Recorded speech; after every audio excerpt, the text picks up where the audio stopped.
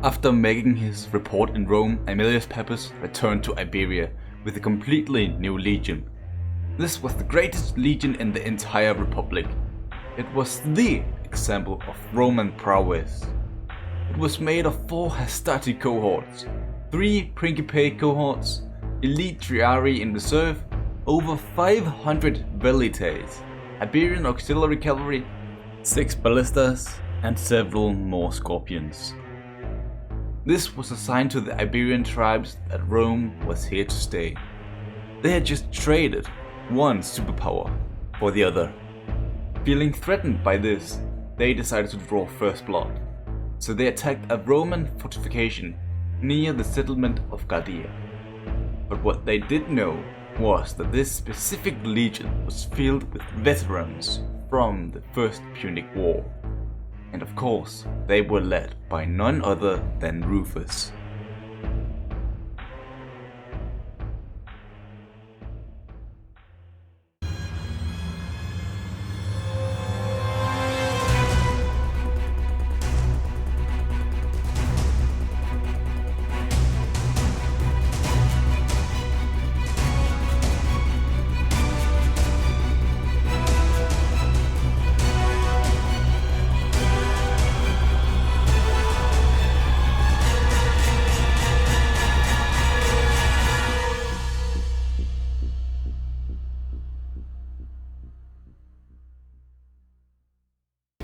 With the enemy coming in at us from the east, we had to send our cavalry, Hastati and velites out to flank around.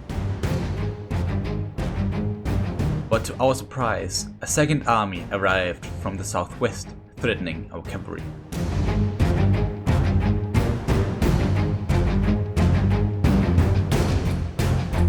Only a small cohort was all that held them back from entering our fortification, while we tried to defeat the Eastern Army.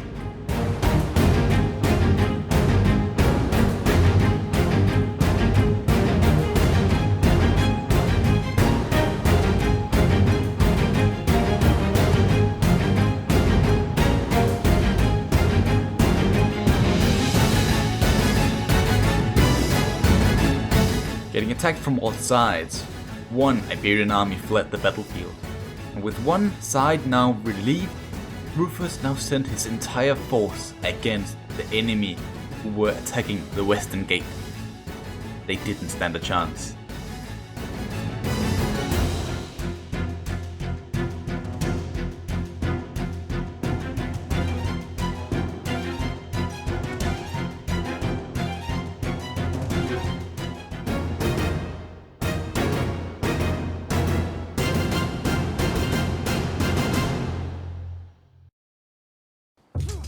Mars must have been on the side of Rufus as he defeated the Turdetanii with a heroic victory.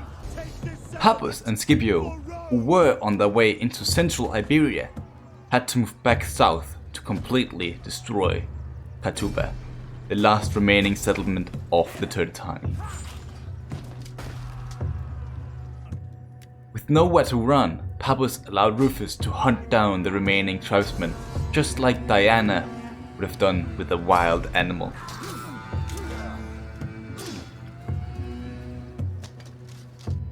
But with one problem solved, another arrives. The Lusitani were migrating through our land without permission, and Papus found this to be the perfect casus belli to attack.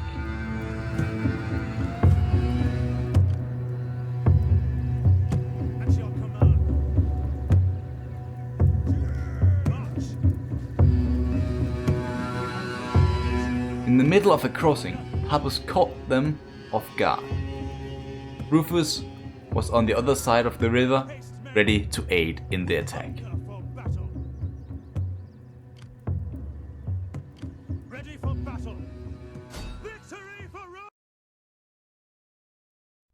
Welcome to the field of Mars. As we arrived at the river, Papus sent out scouts to find the enemy. They quickly returned with dire news.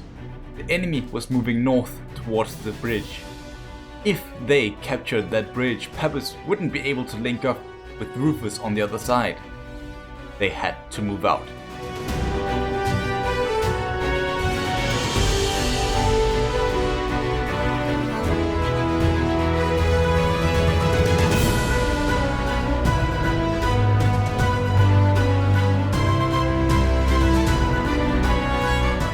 As they capture the bridge, the two legions finally unite. But it will take time for them to form up, so they leave a few cohorts on the other side to protect the bridge.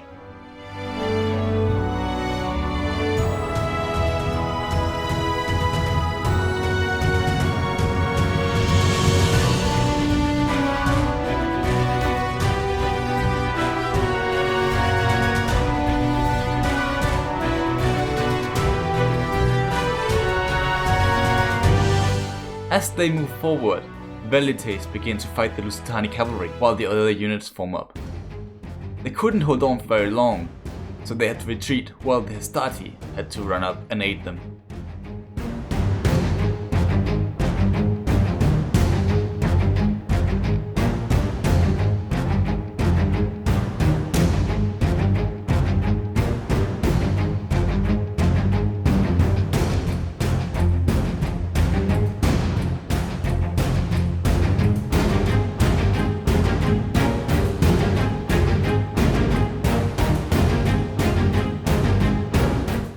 Hastati wasn't enough, so the Principes had to join in as well.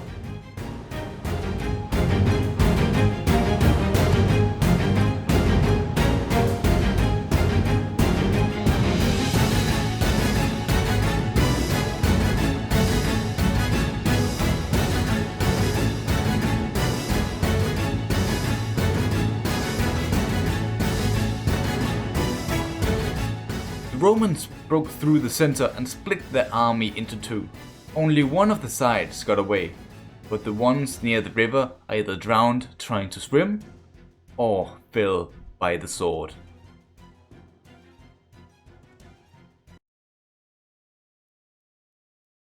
I must admit, what happened next was quite brutal. I mean, they had done nothing to the Republic, but still Papus and Rufus slaughtered them all like animals. But not just the men, but the women and the children too. I guess they were carrying sand.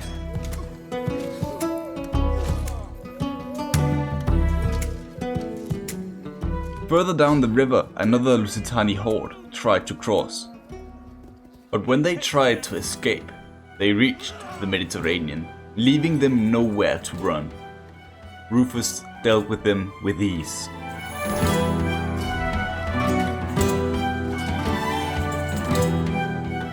Due to our actions, the last remaining tribes who hadn't declared war on us yet did. Now the entire peninsula tried to get rid of us.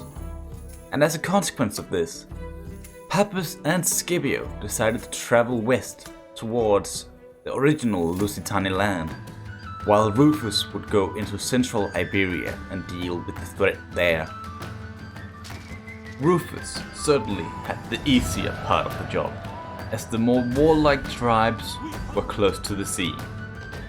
We will therefore stay with Papus for the rest of this chapter here. Papus found a major stronghold called Scipio, and therefore laid siege to it. It was controlled by the Lusitani. Apparently they weren't actually migrating, they were just looking for new land, or something like that.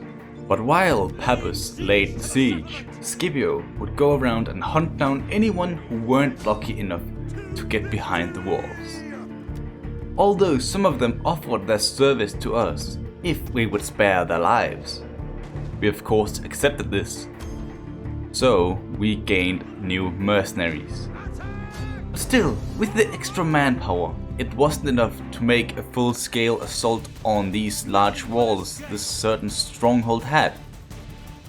But fortune was certainly on our side, as we didn't even have to prepare siege equipment. They would sally out and attack us.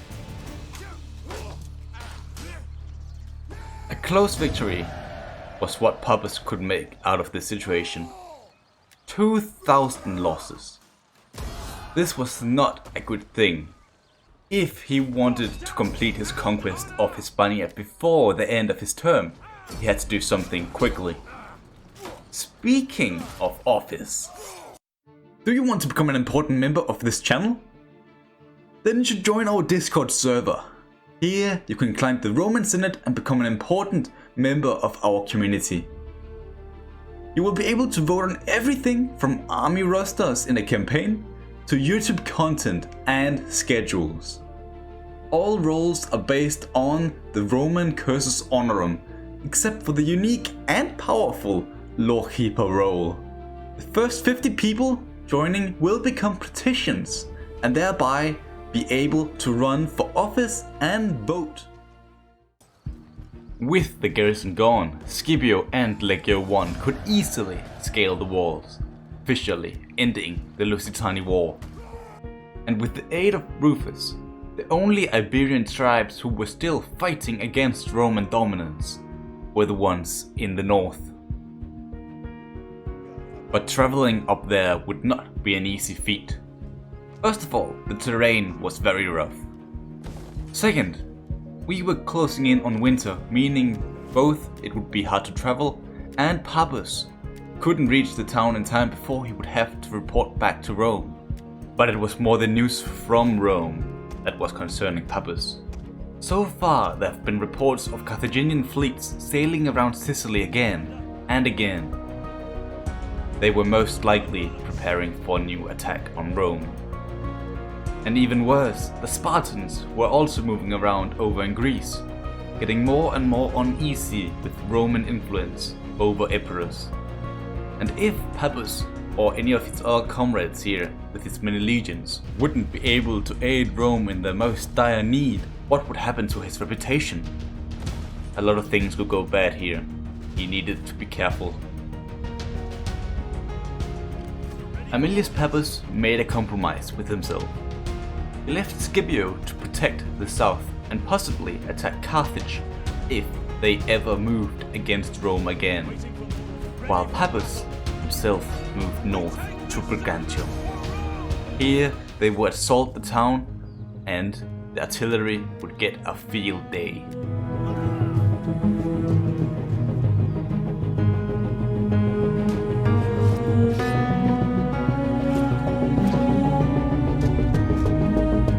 With the last hostile Iberian faction under Roman control, Papus allowed his men to plunder and pillage whatever they wanted from the town.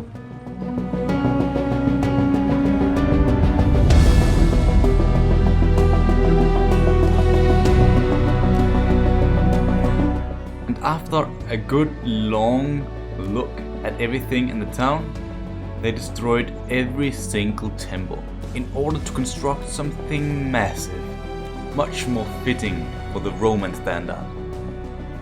I must admit, this chapter here is quite short, but don't be scared, because the next chapter is gonna be a lot more interesting. Something very bad happened over in Greece, and now Licinius has to deal with whatever trouble Sulla and all the other men created. Here is a report from one of the spies before chaos ensued in Greece.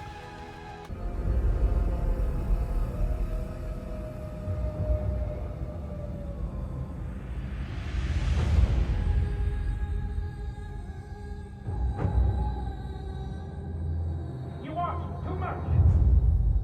We cannot allow Corinthian outrage to lead us to war. If we choose to throw away our peace with the Athenians, we are exposed to threats from across the Aegean, and our people will suffer. If the Corinthians want war, they should seek it alone. You would see all of Greece under the heel of Athenae, cowering from them like chided slaves. We spilled blood at Potidea, but now we need allies. The might of Sparta will halt their ambition. Your flattery is wasted.